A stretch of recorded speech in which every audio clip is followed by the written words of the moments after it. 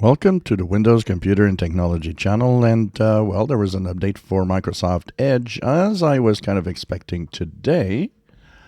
But the interesting part of it is that it doesn't say in the blog post anything about the security updates. It just says fixed various performance bugs and performance issues.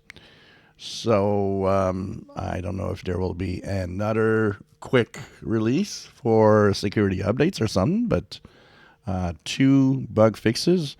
It's kind of interesting because Edge has been having a lot more updates lately. So if you go into the upper right corner, three horizontal dots, go into Help and Feedback, go about Microsoft Edge. You will notice that you will be pushed to 135.0.3179.73. And apparently bug fixes. So we'll see if we ever get the security updates that were for Chrome this week, and if they apply. Of course, if you're a Chromium user, just check it out. Make sure that you have your updates, because this is what really makes you safe.